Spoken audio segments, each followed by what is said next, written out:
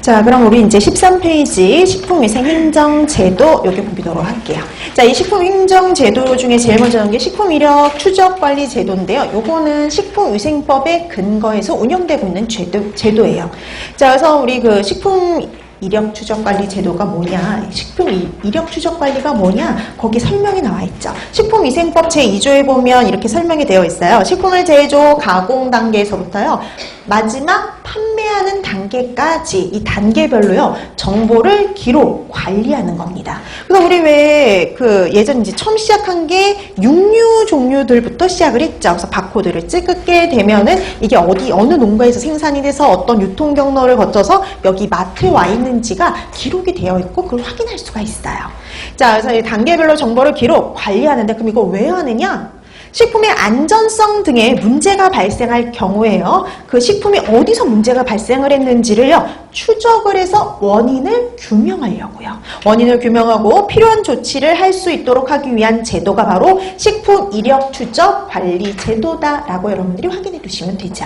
자, 그러면 어떤 것들이 이제 그 식품위생법에 근거해서 식품 이력 추적 관리 등록을 하게 되느냐? 넘겨보시면은요. 자, 식품위생법 제49조에 의하면은요, 식품을 제조, 가공, 판매하는 사람들 중에요, 이 식품 이력 추적 관리를 하고자 하는 사람은 등록을 하면 돼요. 하고자 하는 사람은 등록을 하면 됩니다.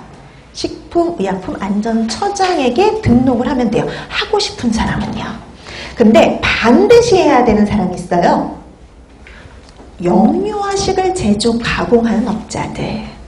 그 다음에 일정 매출액, 매장 면적 이상의 식품 판매업자 등은요, 식약처장에게 등록을 해야 됩니다. 그러니까 이거는 뭐 하고 싶어서 하는 게 아니라 이 사람들은 반드시 해야 되는 사람들이에요. 그 반드시 해야 되는 사람들은 총리령으로 정하는데 그 밑에 총리령으로 정하는 사람들이 누군지가 쭉 나와 있어요. 그죠? 쭉 나와 있는데 이번에 임산부, 수유부용 식품 뭐 이런 것들이 있잖아요. 그래서 여러분 이제 그 법을 보는 법을 가르쳐 드릴게요. 이런 것 내용들이 바뀌면은요, 바로 적용이 되지를 않습니다. 왜냐면 유예기간을 둬요. 바로 바꾸게 되면 업체들이 그걸 대응을 할 수가 없기 때문에 유예기간을 둬요. 매출에 따라서 유예기간을 둬요. 보통 매출이 많을수록 빨리 적용이 되고요, 매출이 적을수록 늦게 적용이 되는데, 그럼 우리는 뭘 보냐? 제일 늦게 적용이 되는 것을 확인하시면 돼요. 그럼 임산 수유부 식품, 특수 의료 용도용 식품, 체질 조절용 식품, 그거 최종 가장 마지막에 적용은 언제냐면 2022년이죠. 그러니까 이건 아직 적용 대상이 아니라는 거예요. 완벽한 적용 대상이 아니에요. 그럼 지금 현재 그냥 영유아식만 기억하시면 된다는 거예요. 영유아식 제조 가공업자만요. 그 영유아식 제조 가공업자는 그냥 하고 싶어서 하는 게 아니라 무조건 다 등록이에요. 무조건 다 등록해야 됩니다. 그 다음 임산 수유부는 여러분 아직 멀었어요. 2022년요.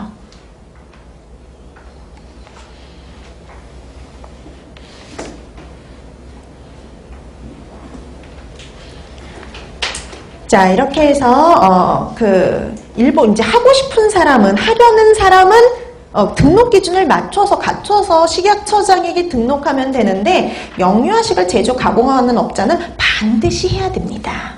자, 그리고 제3항도 한번 보세요. 등록사항이 변경이 되면요, 변경 사유가 발생한 날로부터 1개월 이내에요, 반드시 신고를 해야 돼요. 그 다음에 제5항도 한번 보세요. 식품 이력 추적 관리 기준의 준수 여부를요, 3년마다 조사 평가하도록 되어 있어요.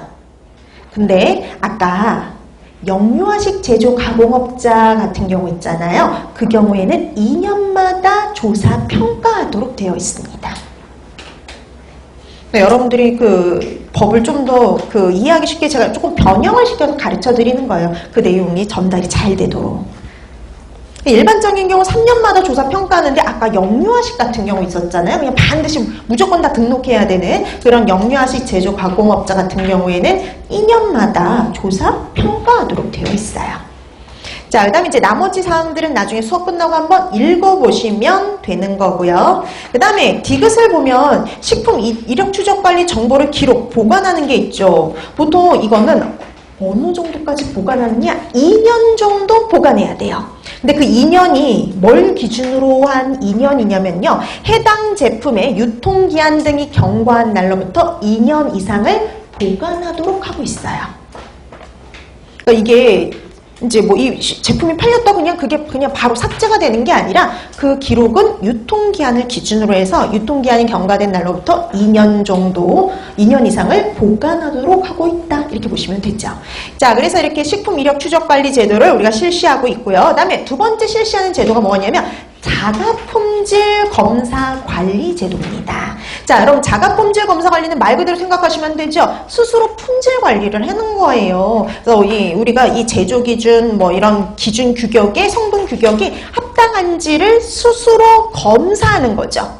자, 그래서 거기 보면 이것도 식품위생법에 근거한 제도인데요. 식품 등을 제조, 가공하는 영업자는요. 총리령으로 정하는 바에 따라서 제조, 가공하는 식품이 기준과 규격에 맞는지를요. 검사해야 돼요. 그러니까 기준과 규격에 맞는지를 본인 스스로가 검사하는 거예요. 본인 스스로 검사하니까 이게 문제가 생길 때가 종종 있어요. 기준과 규격에 맞는지를 검사해야 됩니다. 근데 이 항에 보면은 만약에 내가 스스로 못할 경우에는요. 자가품질 위탁 시험 검사 기관에 위탁을 할 수도 있어요. 내가 스스로 못하는 경우다? 그럼 위탁을 할 수도 있습니다. 자, 그 다음에 제3항에 보면 이제 검사를 해서 국민 건강에 위해가 발생하거나 발생할 우려가 있는 경우는요. 지체 없이 식약처장에게 보고하도록 하고 있어요. 숨기지 말고 보고하라 이거죠. 자, 그 다음 이런 자가품질 검사 얼마마다 한 번씩 하느냐. 적용 시점은요. 제품 제조일을 기준으로 산정이 되어 있고요. 적용 시점은 제품 제조일을 기준으로 하고요. 그 다음 이거는요. 식품마다 달라요. 어떤 건 3개월마다 한 번, 어떤 건 6개월마다 한 번, 어떤 거는 2개월마다 한 번 다 다르거든요. 그거는 오늘 나눠드렸던 프린트 1페이지에 있어요.